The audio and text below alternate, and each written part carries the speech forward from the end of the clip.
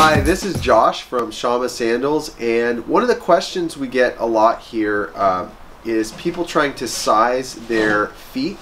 Our first and foremost recommendation is use a template, but some people don't have access to a printer, the printer's broken, it's out of ink, whatever, and they'd like to know what size sandal to get. Well, I'm going to show you how to get your size without a template. So the first thing you're going to need is some sort of like vertical firm edge. I'm going to use this curb here in the workshop, and all I'm going to do, and then I need a tape measure. In this case I got a nice little tape, and I'm going to put this against the firm edge, this vertical edge. Alright, that goes there.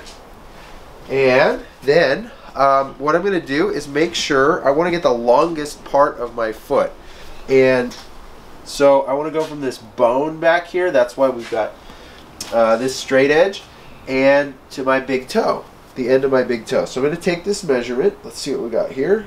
Put it down, and what do you know?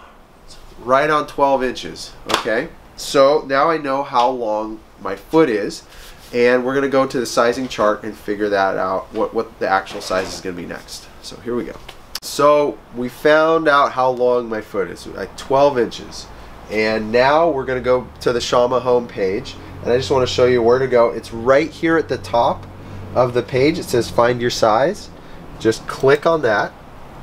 Alright, and then from this point we're just going to scroll down in the sizing chart, and just so you notice here, we've got a couple things going on. We've got the Shamma size. It's basically a men's size, just so you know. And we have what basically corresponds to the women's size there, and then we have this size that says length in inches. Now that's not actually the length of your foot. I think that's really important, and a lot of people don't quite get that, but that's the actual length of the template. Okay, so what you want is you want your foot, we would like you to have 1/8 of an inch on each end of the sandal.